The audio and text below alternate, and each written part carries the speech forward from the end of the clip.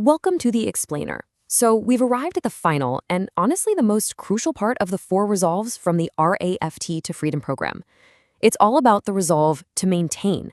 I mean, after you've done all the hard work of building new, healthier habits, how do you actually keep your ship sailing in the right direction for the long haul? Let's dive in and explore what it really takes to hold the helm. You know, this quote from James Clear just nails it, doesn't it? Maintaining our progress isn't about some single grand heroic act. Nope. It's all about the small, consistent things we do every single day. Those little choices that steer our lives where we truly want them to go. It's about the quiet, steady endurance that actually builds lasting change. And just as a quick recap, the RFT program is that 4-step journey, right? We learn to recognize life's difficulties, we abandon those cravings that cause us harm, we find freedom in the here and now, and we train our minds and our bodies. So we've built this amazing raft, but now comes the real challenge. How do we keep it afloat and on course for the entire voyage to that safe shore? Let's be real for a second. This is often the hardest part. That initial burst of enthusiasm, it can start to fade. And the seas of life, well, they can get pretty stormy, can't they? It's just so easy to start drifting. So let's get into why staying on course takes such real, conscious effort. I want you to really think about this for a moment. You've put in all this work, you've seen the incredible benefits, so why is it so tough to just keep going? It's a super common experience. And it turns out the RAFT program has a really fascinating way of explaining it. The core idea here is something the program calls habit entropy. It's a bit like physics, where everything in the universe naturally moves toward disorder. Well, our habits are kind of the same. They have this natural tendency to just fade away if we don't actively put energy into keeping them going. Think of it like a beautiful garden. If you stop tending to it, the weeds will slowly but surely take over. It's just the natural way of things. So what's actually happening in our brains? Well, neuroscience gives us a pretty clear map. Those old, unhelpful neural pathways we worked so hard to change, they don't just vanish. They're more like dormant, just waiting for a moment of stress or pressure to light back up again.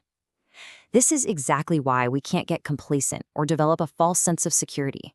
The minute we do, we stop practicing our new skills.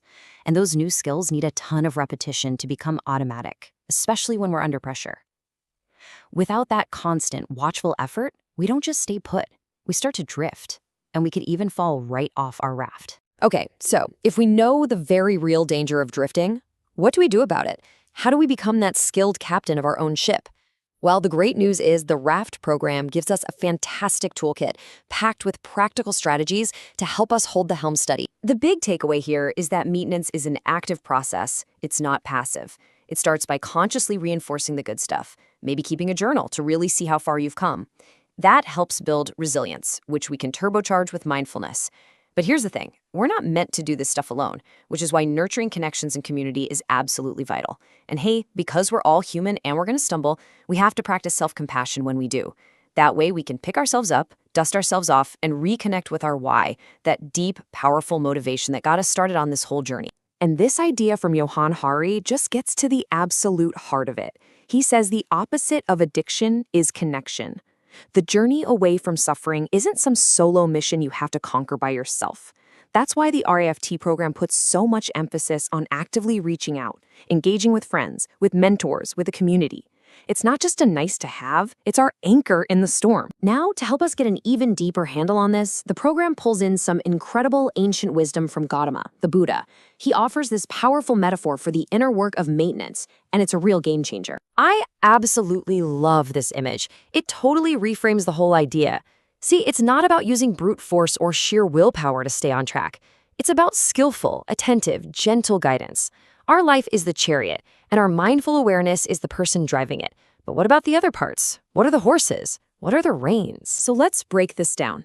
The charioteer, that's our mindful vigilance, our ability to just pay attention to what's happening right now.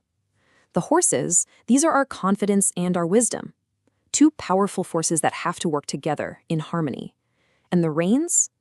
The reins are the key. That is our resolve to maintain. It's that gentle but constant guiding pressure that keeps the powerful horses of confidence and wisdom pulling together and heading in the right direction. It's what makes sure the charioteer doesn't fall asleep on the job. So when we bring this all together, we start to see something really beautiful. Maintenance isn't some boring, static final destination we have to get to. It is the journey itself. It's the ongoing, rewarding, moment-by-moment process of skillfully navigating our lives toward well-being and freedom. And if you want to go so much deeper on this, all the wisdom we've talked about today comes straight from the Raft to Freedom workbook. It was written by Dr. Catherine Jacob and Vince Cullen, and they've made the entire thing, all 67 chapters, available for free online. You can find it at rafttofreedom.org. And what's really special is that they share this work under a Creative Commons license. By doing that, they're really living the message of the program, making these incredible tools freely accessible to anyone who's looking to move from a place of suffering toward freedom. Okay, so let's make this real for you right now. Let's forget about a lifetime of maintenance for just a second. Just think about this week. What is one small, helpful habit that you can consciously, actively commit to maintaining starting today? Just one thing. It's such a perfect reminder from Angela Duckworth, isn't it? It's easy to get all fired up and start something new. The real work, the rare and precious quality, is the endurance to just keep going. And that quiet endurance, that leads us to our final destination. And so we circle right back to this beautiful piece of wisdom from Gautama.